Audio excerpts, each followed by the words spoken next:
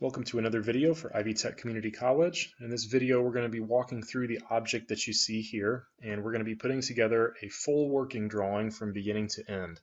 So we're going to start out by modeling the part as an IPT file, and notice that it's in millimeters, so we'll be doing all of this as metric. And after we model the part together, then we're going to pull it over to an IDW file using our Ivy Tech template, and we're going to put together a full part drawing for this that shows all of the necessary views and dimensions. Now remember, since we have just a single piece here, we're not going to be making an assembly file or an IAM file. There's no need for an assembly file since we have just one single piece. So we'll create everything that you see here in one single IPT file, and then we'll pull it over to an IDW file and put all of our views and dimensions together. So this is the first time that I'm going to kind of walk you through the whole process from beginning to end. We have made some drawing pages already, but they've been of previous objects that we've modeled. So here we're going to see if we can do it quick enough to put it all together without too much extra time. So when I make this part, I'm going to start out by modeling kind of a rectangular block on the bottom here that's going to be 60 by 50 by be 35 this way. So we're going to make a 60 by 35 sketch basically, looking at it this direction. I'm going to assume that all of this is solid on the end to start out with, and then I'll extrude it back 50 millimeters. And then I'm going to do some of the cuts over here, and we'll put the hole in and do this cut and add the stuff on the top. But to start with, I'm going to make basically a rectangular block across the bottom here, 60 by 35 by 50. So let's go ahead and do that. I'm going to jump to a new metric millimeter part file. So go ahead and hit create there.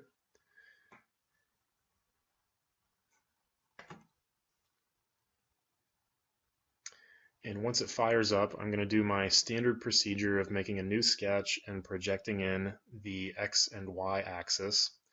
So it's going to be pretty much the same as what you see me normally do. So I'm going to go ahead and make a 2D sketch. We'll just jump right to the XY plane, project in those two axes, and then we're going to go ahead and throw in a rectangle. In this one, I'm going to use the center point rectangle.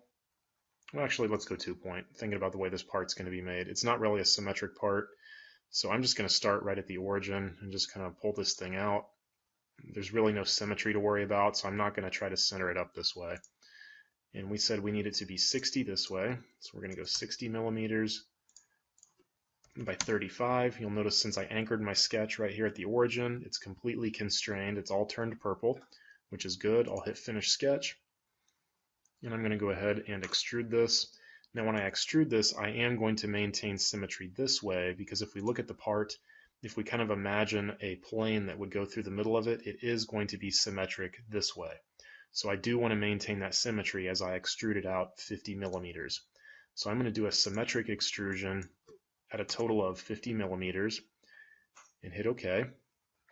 So if you kind of imagine the part is facing the same direction here that it is in this sketch, I'm going to go ahead and cut out this piece right here. So we need to cut out a 12 by 20 rectangle all the way across.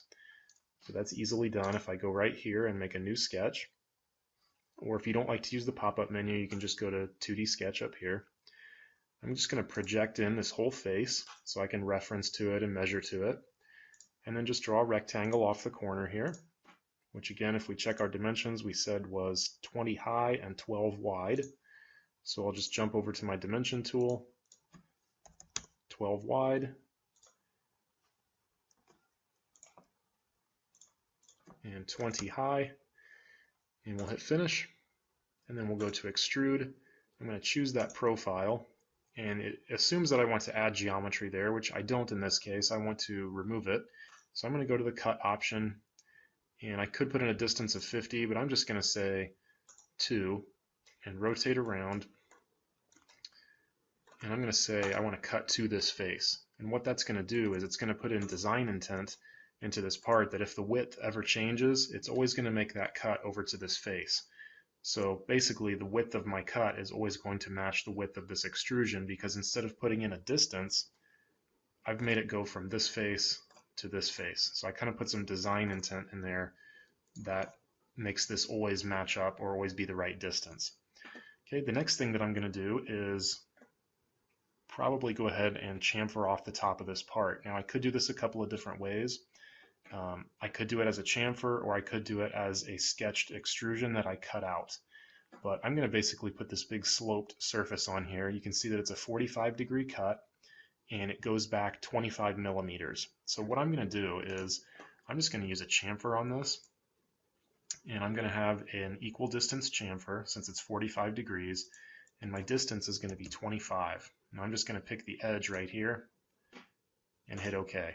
You can see we can get that in there pretty easily that way without having to do a whole bunch of sketching. Okay, the next thing that I'm going to do is go ahead and create this cutout, which this is going to be a little bit tricky, but it shouldn't be too bad. So you kind of have to imagine that you're sketching out the shape you see right here. Ignore that this is sloped for right now, and we're just kind of looking at this sketch right here, and kind of a stupid explanation, but it almost to me looks like a shoe or a boot on here on the bottom. And that's the shape that we're sketching out, or if you want to think of it kind of as a rectangle with a triangle on the front of it. So that's what we're sketching, but we're going to sketch it kind of so that we can cut it out through the whole part. So if I go back to Inventor, I'm going to sketch on this plane, but you almost have to think of it like we're sketching over here. Okay, so I'm going to project this in so I can reference to it now. And I'm just going to kind of basically sketch in the shape. It's not going to be perfect. Okay, that's kind of the rough idea for this. And if we put some dimensions to this, this should be 12 across the top. The total height should be 18. So let's go with dimension. This should be 12. From here to here should be 18. Okay, if we go back and look at some more dimensions, out to the front, to the triangle, should be 25. And then it should be a 30-degree angle. So from this line to this point, if we can pick up that point, okay, from that point to this back line should be 25. And then we know that this should be a 30-degree angle. Okay. And let's kind of rotate this around to look at this. I'm not completely convinced that that looks right to me.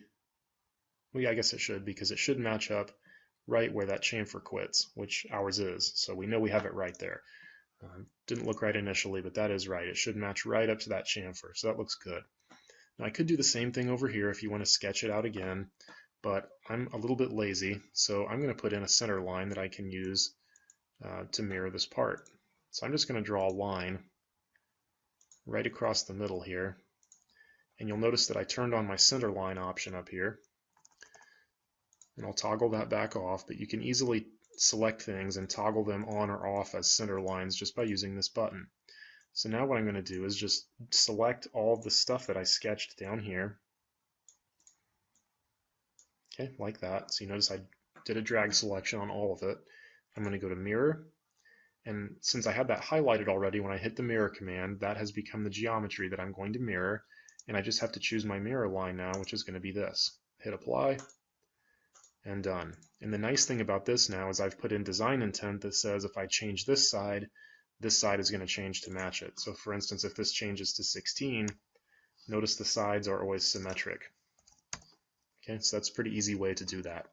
So I'll go ahead and hit Finish Sketch, and we're ready to cut this out. So you can kind of see now how I have sketched this, but I'm going to cut it straight down so that it intersects everything down here. So I'm just going to go to Extrude, go to a Cut, choose both of my profiles, and instead of putting in a distance again, I'm going to say 2 and just rotate around because I want this to cut down to this bottom face and stop. That way, if the height of this object was to ever change, it would always cut down to the bottom and stop. So again, more design intent there. It's important that you not only model these parts, but you model them in a way that they're always going to be correct if one of the other dimensions is to change. So for instance, by doing it this way, if the height of this block ever changes, the depth of this cut is always going to go down to the bottom, not just for this particular height. Okay, so you want to make sure that when you model these parts, they are easy to edit, and when they're edited, they maintain their original design intent or their original shape without too much correction. Okay, so let's get an isometric view of this thing, and we can kind of compare the two and see how we're doing. And that looks pretty darn close. So I think we're doing okay. The only other thing we need to do is put this raised section on the back and then put the hole in the middle. So I think we'll probably go ahead and put this on the back first. So to start with, I'm just going to kind of rotate this around, and I'm going to sketch on this face. And then I'm just going to project in this surface. So you kind of have to think of this as I'm sketching on the back here where you can't see. But we need to make a rectangle that's 25 by 50. And then after I do that, I'm going to kind of round it off. So I'm not going to worry about these fillets for right now. I'm just going to make a 25 by 50 rectangle with a 40 by 15 rectangle inside of it. Okay, so first what I'm going to do is up here, just going to make two rectangles, one there and kind of another one inside of it. Okay, and this one we said should be 50 by 25. This one I believe is 40 by 15. Let's double check that. Yes, okay, and then this is supposed to be centered up. So there's a couple ways we could do that, but the best way probably, easiest way would be just to put a dimension right here of 5. So we could do that. The other way we could do it is if we draw in a center line through this part. We could maintain symmetry that way, or probably even the absolute best way would be to go to project geometry and project the XY plane into this sketch as a center line. Now I can use this to make things symmetric. So for instance, I could say take these two and make them symmetric around that center line using my symmetry constraint. So pick your symmetry constraint, pick the two edges, and then pick the center line. And that way you can make sure it's always symmetric. And then they also give us a dimension up here of 5 off the top. So I'm just going to dimension from here to here and say that's 5. Okay, now I could, if I wanted to, I could take all these fillets and put them all in here, but I think it's a little bit easier to do those as part of the 3D model than part of the sketching. So I'll show you kind of what I mean here. So I'm not going to take the fillet tool, and try to put all these in. It's going to overcomplicate my sketch. So I'm just going to go to finish, and now you can kind of see what I've sketched here. So I'm just going to take this and extrude it out. And our depth there should be 10. So we're going to extrude that out 10 millimeters. And then we're going to put in a fillet of 6 in 4 places, which I'm not seeing the 4 places. I see a radius of 5 in 4 places, but I'm not seeing the other 2. So I'm going to say that's a radius of 6 in 2 places. I'm going to say that's a typo because there's only 2 fillets, but this one's a radius of 5, and we'll get all those. Okay, so this should be R6 2 places, in my opinion, unless they're talking about these corners, but it's one edge, so we're going to say that they're wrong there. So we're going to go to fillet, and we're going to say radius of 6. Oh, sorry, we're getting ahead of ourselves here. Let's extrude this first. So I'm going to choose this profile, flip the direction, and our distance should be 10 right here. So we'll hit OK on that, and now we can do our fillet. So let's go fillet, radius of 6. And easily, I can just pick the 2 edges, hit apply. Now I can do a radius of 5, pick these 4 edges, and notice here I can actually pick those hidden edges if I kind of hover over where I know they're at, and it saves you the hassle of rotating around all the time. Okay, so I think it's easier to put that in as 3D geometry with the fillet tool than as a sketched fillet. So I like modeled fillets better than sketched fillets, and I can also easily go over here and edit them if I need to. So at that point, the only thing we have left is this hole, which is a diameter of 8, and we're going to assume that it goes all the way through since they don't tell us otherwise. So we need a diameter of 8 that is centered in this direction and is 12.5 millimeters off that edge. So I'm just going to use the hole tool for this. You could do it as a sketch, but I like to use the hole tool. I think it's a little bit easier. It should be a diameter of 8, so I'll just key that in there. The face I want to put it on is right here. My first distance reference is going to be right here. It should be 25.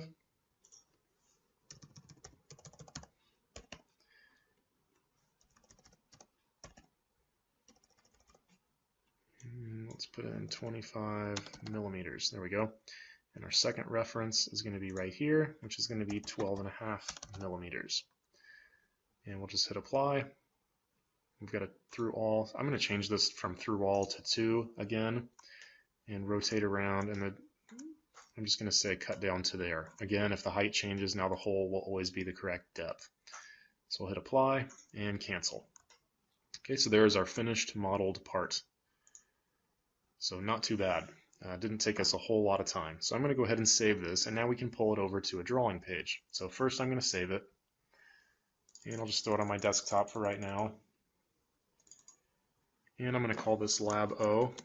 If you're doing this in the future, it may or may not be Lab O, but at the time of recording, this is going to be Lab O for our class. So I'm just going to call it Lab O, but again, in the future, if you need to, you can rename it whatever you want. So now I'm going to go up and make a new drawing page, and I'm going to use the IB Tech metric template. Now, if you don't have these templates yet, remember I have a video for you in Blackboard under the Inventor Templates button. It says how to import the IB Tech Inventor Templates. So if you've gotten to this step and you don't have this folder, pause the video, go to Inventor Templates, and you want to watch this video so you know how to pull in these 2 templates to your computer. So you will need these. But if you have them already, you're good to go. So I'm going to use the IB Tech Inventor template right here. Go to Create.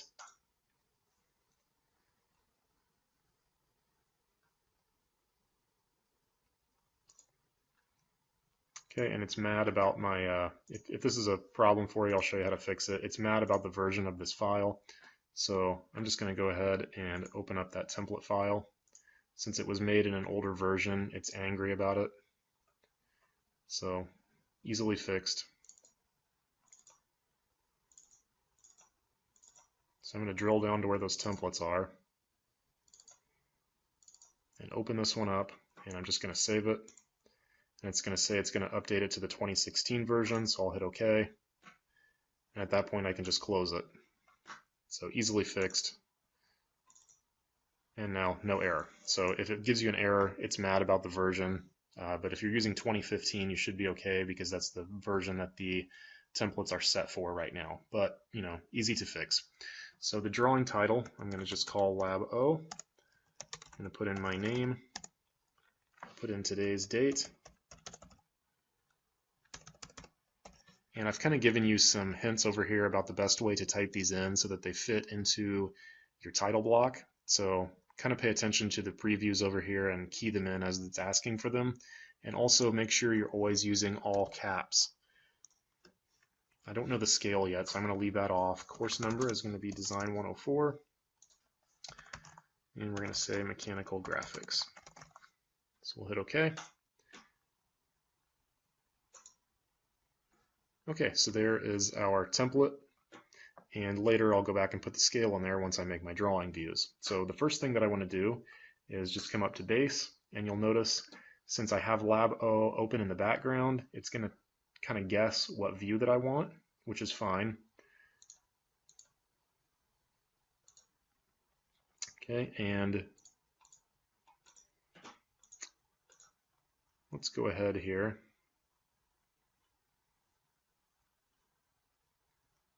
And kind of choose a front view.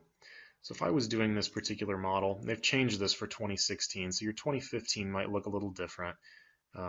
They had a different type of setup in here with the older versions where they had, you know, view names here that you could pick, but they've kind of gone to this where you can use the view cube now and kind of rotate this thing around. I'm going to say that would actually be my best front view for my drawing, even though according to the way I modeled it, it's called the right view. You know, that's not necessarily a problem. I'm going to pull off my other 2 views. So there's my right view and my top view, and I'm also going to pull off an isometric. So I'll go ahead and hit OK there. And those views are a little bit large, but I think they will work. So, you know, if needed, you could also always kind of use the trick of scaling these down. But, you know, if I go to half scale, that's way too small. You can't see any detail. So you want to maximize the page space here.